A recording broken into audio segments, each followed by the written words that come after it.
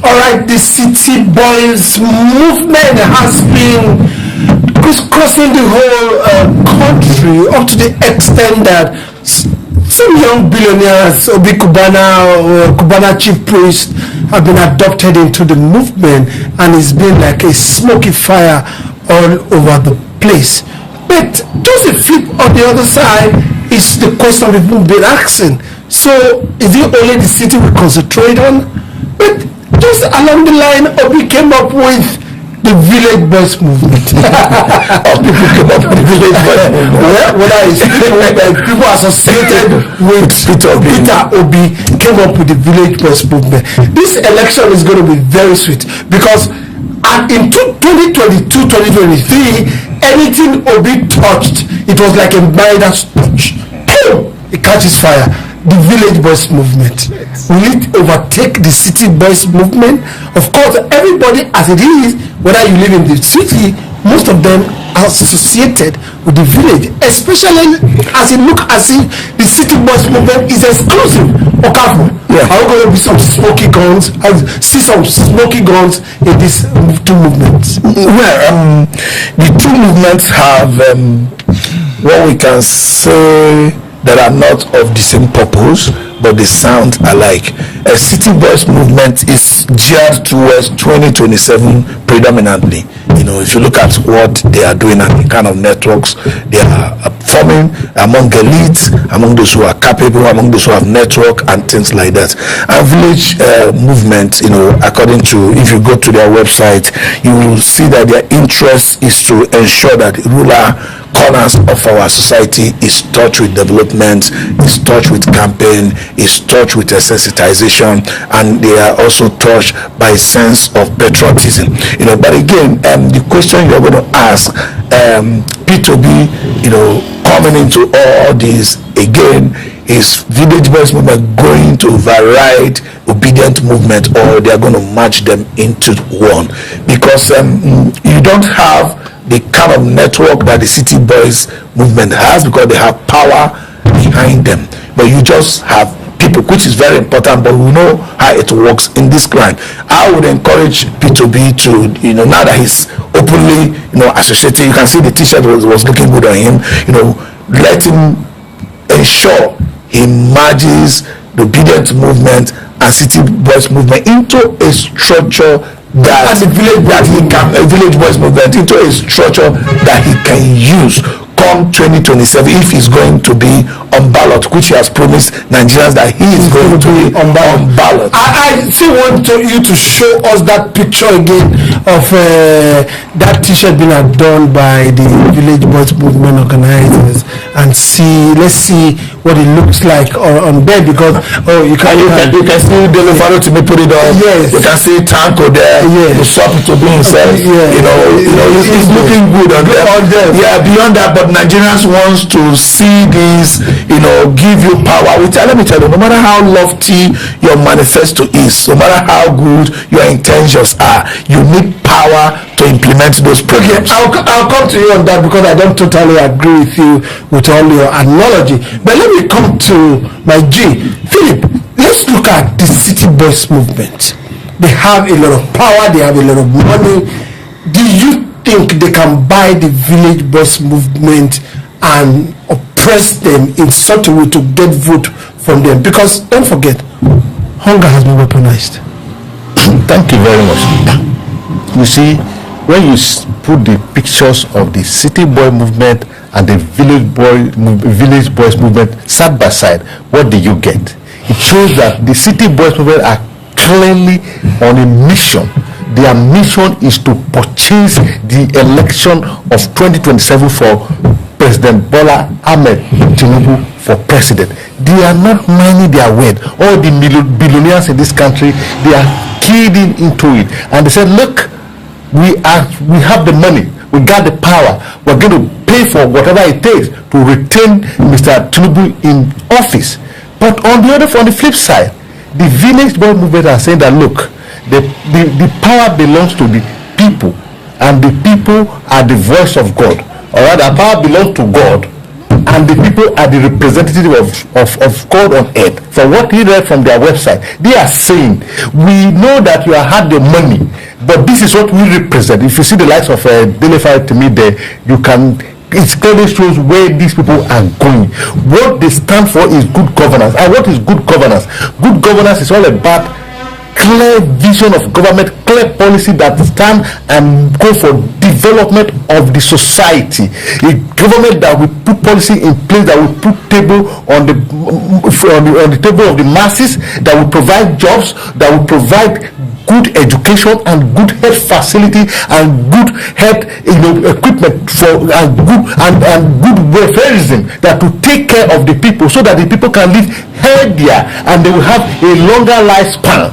This is what these people represented. But on the other side, the city boys are saying that, look, we need to preserve our business. We need dollar to remain there, so that they need poverty to be in the society, so that they can be the only king around, so that the people can worship them. They can remain city boy forever. But on the other side, the village boy movement want development to spread beyond the city, to the villages and the rural area, to the hamlet, so that everybody can feel the impact. Okay, let me come to you. Let's do a little analogy. Yeah. In the cities, as we have, we are not enjoying the impact of development. Take it. Am I correct? Now, also, money is also in the hands of few elites. Because since this administration, we've had crises like the fuel increase, naira being devalued, dollar, all these things are in the city. So even in the city, a lot of people are feeling the impact of this administration, not on the right side but on the wrong side. Now go back to the villages. In the villages, we have a lot of kidnapping, terrorist activities, and all whatnot. So both in the city and in the village, there is issue. The city boys movement, what do they represent? So that is why I said something that you disagree with. What I would just doubt if any other person would disagree with that, except you didn't understand me. I said no matter how lofty your manifesto is, you need power to implement it. The budget of Nigeria today is being run by Asiwaju, not P2B. If P2B wants to run the budget of Nigeria and touch the life of people, he has to be the president. Because opposition voice, you are going to say what you are going to say, and the people in government are going to operate the government policy. That is why it is important that this village boys movement, obedient movement, is galvanized together in such a way that it will marshal the movement of P2B into Asura beyond activism and elevation of our emotional feeling, to the way of playing to gallery. It should be brought together. It should be structured that this will marshal his movement into Asura. Yes, looking at what the city boys movement has looked at, I will ensure that our villages are secure. These are the people you cannot convince. Not convince with the name city boys. The name city boys. There's not much. It's all the village boys movement. Now you have not been able to manage these other ones very well. How will you be able to manage the village boys movement? Very well. You see, Peter Obi, whether we like it or not, we cannot say wholeheartedly that is a bad manager, because he has track records. Peter Obi had business that are running today that runs into billions of naira and even dollars.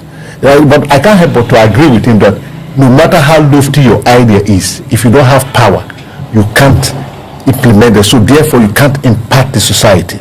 That being said, Obi and the obedient movement, you can see that yes, when the obedient movement came on board, it was spontaneous.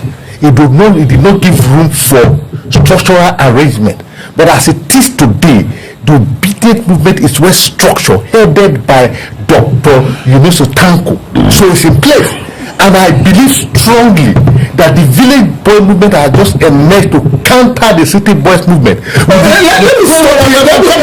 will allow you. I don't want to answer your question. Yes. The obedient movement that we are talking about, we don't need to have structures in states and local government, senatorial district, constituency. I mean, this thing needs to trickle down. You may not know because you are not with them, but I can tell you for free that they had the trust and down ward, starting with Kanko as the head of the pyramid,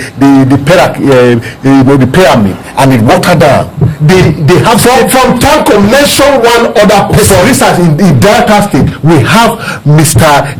Onoshe as the state coordinator, and he's also double as the South coordinator, to tell you that there is structure. He cut across the country, and I can tell you for free that this village boy movement, as it is today, the faces I've seen, the Dele Farotimi might be the one that we head it, and it will be well organized. Just give Peter Obi some time, and you will see what we come out with. People keep on saying that Peter Obi could be managed Labour Party. Yes, he may have he must have fought in that respect, but that's not to say that Obi lack managerial ability and he cannot put up structure. And I believe strongly that the village boy movement and the Obi movement will be harmonized. They will at some point they will come together because they had same purpose. The only reason why the village boy had to go, they needed a name that counter the city boy. It's not as if the obedience is different from the village boy. All right. I will read something, then I will allow you to conclude. One of our viewers said, if 2023 was a political awakening, 2027 could be a political restructuring.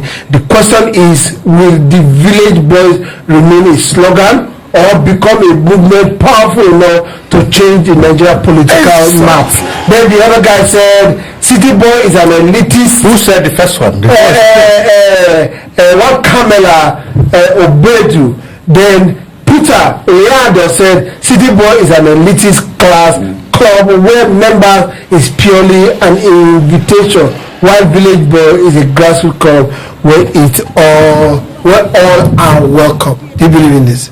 Well, it's not about belief. The first statement aligned with what I said, that if you really want the result, you have to be focused on the result. It's easy to preach and make people happy, but how many of them are going to repent as a result of your preaching? How many of them are going to get closer to God as a result of your preaching? The preaching that you might be preaching that people will end up turning to God might not be the one somebody in the crowd will be saying, Pastor, I don't know. It's the one they will all keep quiet. And what is this man talking today? Because you're hitting them where they are going to really make changes in their life and get closer to God. So we are saying that the movement should be result focused. They should be result oriented. Like he said, I've always told people that you do not expect everybody to have the same leadership style. Or this leadership style might be different from your own leadership style. It doesn't mean he doesn't know how to lead. So it's result we are looking at. It's results. If his leadership style gives him the result, beautiful. Nigerians want the result, so that come 2027, instead of us seeing the incumbent telling us the subsidy is gone, everything is gone, he could say, electricity is here, infrastructure is here, and people will not say, that thing you have been telling us behind the scene, it is now time to do it. All right, just one more comment, then I'll take a look. He said, Oscar next say, if Nigerians do not stand up against the political thieves at the Senate, will be looking at anarchy comes 2027. Of course, the electoral stuff at the Senate, at the National Assembly, is still gaining a lot of momentum. And for the first time, I saw strong opposition in the House of Reps, where people are saying, no, this can't happen. We'll be right back.